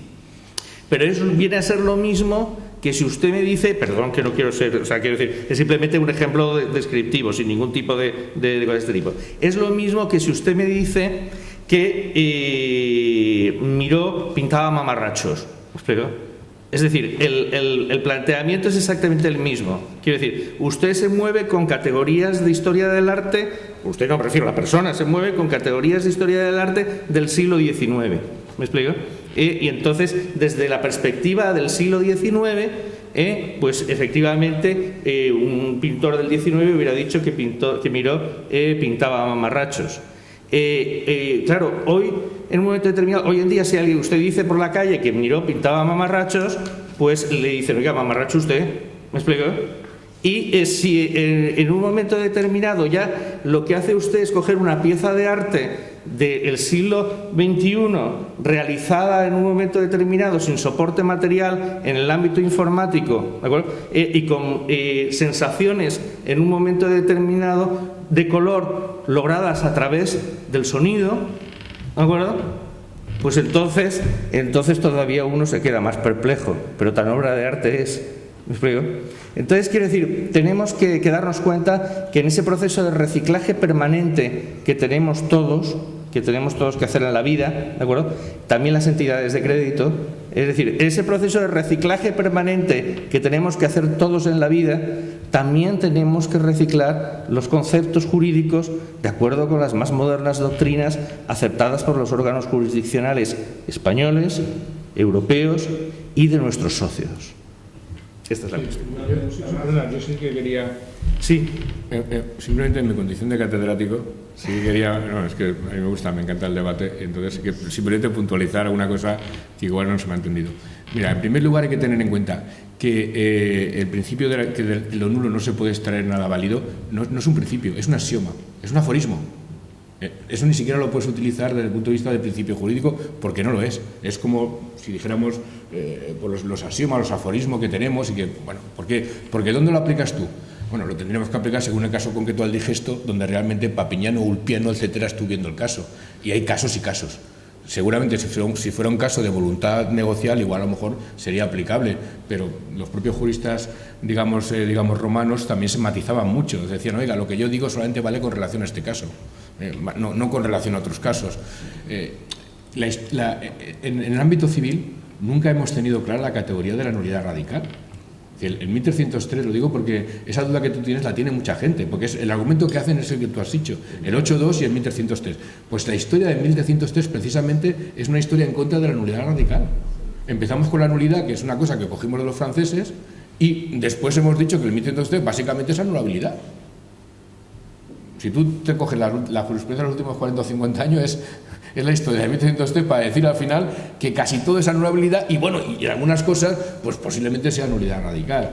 Es decir que yo diría que esto no se puede resolver ni por axiomas ni por aforismos. El argumento que a mí me convence es el argumento que realmente mejor se compadezca con la naturaleza jurídica del fenómeno, porque los otros son criterios generales Y yo también, es decir, en ese sentido sí que me he comprometido un poco en esa sentencia que puse, es de 15 de enero de 2013, en el sentido, efectivamente, podéis acudir a ella, en el sentido, esto tardará años en lo que pasa siempre, ¿no? En que los operadores jurídicos jueguen con ella y puedan tal, pero ahí ya decimos, es un salto muy importante, ya decimos, ojo, el principio de conservación, en relación con lo que estaba diciendo Nacho, el principio de conservación ya no es que sea un criterio meramente interpretativo, es que está en la base económica misma de nuestro sistema. Estamos traduciendo jurídicamente cosas que la economía ya está poniendo, ¿entiendes? Entonces, ¿qué será digamos, lo excepcional? Pues la nulidad radical de un acto de negocio jurídico. ¿Cuándo? Oiga, pues cuando la ley expresamente, sin ningún género de duda, diga nulidad estructural, no sé cuánto. ¿Por qué? Porque lo que os he dicho yo es verdad. ¿Cuántas veces la norma habla de nulidad y después está poniendo efectos de, digamos, de mera anulabilidad? Pues multitud de ocasiones. Por tanto, yo diría, ¿qué me convence a mí? La explicación que mejor vaya con la naturaleza y eso del fenómeno jurídico, porque entonces sí, estoy más próximo de la coherencia, ¿no? Y si el derecho es coherencia, es lógica, es coherencia, pues hombre, pues tendremos que coger antes las razones de coherencia que mayor coherencia tengan, ¿no? Tenía una pregunta más, que era, entiendo que el principio de prudencia al que ha hecho referencia el catedrático va en íntima relación con el impacto que tiene, tendría la retroactividad para el sistema financiero español. En ese sentido, el problema que muchas veces tenemos de trasladarle a los clientes, que no dejan de ser los consumidores de este producto, como son las hipotecas, es que es muy difícil hacerle explicar que por el principio de prudencia y por el impacto que pueda tener en el sistema financiero español, pues no se va a aplicar esa retroactividad. Y paralelamente a eso, ese mismo consumidor ve en el periódico que el Banco de Santander en el año 2012 ha declarado beneficios de 60.000 millones de euros. Sí, sí. Entonces, claro, no sé si de alguna manera también ese principio de prudencia pues puede ser matizable. Sí, yo creo que es totalmente matizable, porque ten en cuenta que ya la sentencia de 9 de mayo de 2013 lo que hace es, si os fijáis, da varios argumentos, no da uno solo, da varios, porque vamos a decir, oiga, del conjunto de ustedes infieran que efectivamente lo de la prudencia efectivamente sería matizable, porque es difícil de justificación cuando hay beneficios el poder adoptar. Cuando no los hay, sí, desde el punto de vista, hombre, hay que tener en cuenta que en aquellos momentos estábamos en pleno proceso de rescate del sistema financiero, que oficialmente era así, y por tanto, hombre, desde el punto de vista de interpretar que había una situación excepcional para el sistema financiero, pues evidentemente la había, ojo, de la banca intervenida, porque de la banca que no estaba intervenida, obviamente, pues no tenía la necesidad en principio de ese rescate, que es aplicable. Ahora, yo le diría al cliente que en principio, ya hemos dicho, oye, la sentencia no dice que no pueda ser retroactiva, ojo. Lo que no hay que decirle en este caso al asesoramiento que esté haciendo es que de la sentencia se deriva que nunca pueda ser. No, la sentencia lo único que dice es que en esta acción de cesación, por la mera acción de cesación, tú no puedes determinar la retroactividad de todos los casos, que es lógico si lo piensas, pero como de 3 concretas pólizas que nos llegan y nos piden no una valoración de abusividad, sino de cesación, y al final aplicamos la cesación por control de transparencia, ¿cómo vamos a poder decir que en todos los casos que hay de cláusula al suelo debe aplicarse la retroactividad? Lo que dice la sentencia es que habrá que ir, lo que hay que inferir claramente es que habrá que ir caso por caso y ver si efectivamente ahí pues se puede pedir, que en muchos casos se podrá pedir el efecto stun de las mismas. Es decir que... Yo, pues me permites también, sumándome a tanto la pregunta como a la contestación, porque decir que es una cosa de tipo, que estamos coincidiendo, yo creo que efectivamente la prudencia siempre tiene que tomarse en consideración, pero efectivamente hay que tomarla en cuenta de acuerdo con las circunstancias reales y los datos objetivos, tal y como señalaba nuestro distinguido persona que nos cuestionaba en el coloquio. Y en esto también hay un tema que es muy interesante y es, digamos, lo que es el marketing, podríamos llamar milenarista de las entidades de crédito respecto a la modificación de las condiciones en las cuales se producen las hipotecas en estos momentos en España, ¿de acuerdo? Es decir, hay un planteamiento de decir, es que si no vamos a poner en liza las bases del sistema financiero español. Las bases del sistema financiero español se pusieron en liza cuando sucedió la burbuja inmobiliaria y seguimos inyectando crédito en nuestra economía, haciendo que en un momento determinado la gente se endeudara y se endeudara además por precios que ya tasados estaban por encima del valor real en un momento determinado de las viviendas, ¿de acuerdo? Porque se decía que así ya incluías el coche, incluías el tal, incluías... todos recordamos esta época, es decir, incluías en no sé cuánto vuestras ofertas. Yo no cogí nunca ninguna, pero a mí me las hicieron, como a todos nosotros, ¿de acuerdo? ¿Qué es lo que tal, qué es lo que no sé cuántos, qué es lo que pasa? Esto lo sé por directo, pero no tengo que irme a nada, de directo, de experiencia directa, ¿de acuerdo? Entonces, todos recordamos eso y todos recordamos que en principio no tenía que haber tasación, vinculación entre las casas de tasación y las entidades de crédito. Y todos sabemos lo que pasó después, ¿de acuerdo? Y esto lo recordamos todos y lo sabemos todos. Entonces, aparte de esto, aparte de este tipo de cosas que son los problemas y lo que puso y ha puesto y continúa poniendo en peligro, en algunos casos, a las entidades de crédito, y el hecho de que se ha ido bajando graduadamente y acordadamente los precios de mercado de los inmuebles para evitar que se produzcan las reservas en un momento determinado a las entidades de crédito y que tengan peores condiciones en un momento determinado de tal. Todo esto es lo que ha puesto en peligro a las entidades de crédito. Todo esto es lo que ha puesto en peligro a las entidades de crédito. ¿De acuerdo? Por lo tanto, los primeros culpables los que lo hicieron. ¿De acuerdo? En segundo lugar, esto desde la perspectiva histórica, ¿de acuerdo? Y en segundo lugar, oiga, usted es accionista de cualquiera de las entidades de crédito que originariamente se constituyeron en España. ¿Usted como consumidor le daría igual que fuera una entidad constituida en España o una entidad constituida en Francia o en Estados Unidos o en Alemania la que le prestara la hipoteca? A lo mejor estas no tienen estos problemas. A lo mejor estas no se van a hundir si les cambiamos en un momento determinado las condiciones.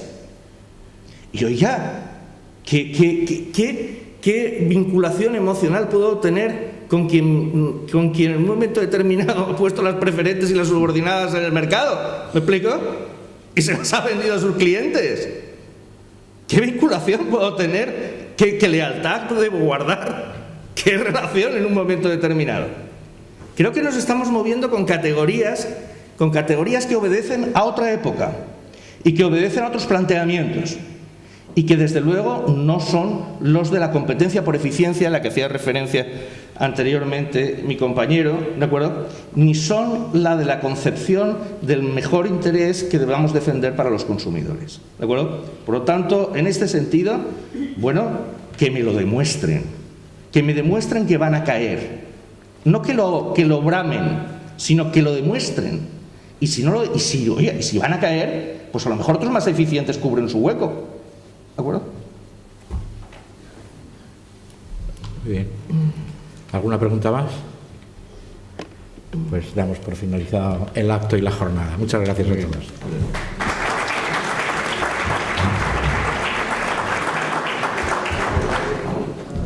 Bueno, la jornada se va.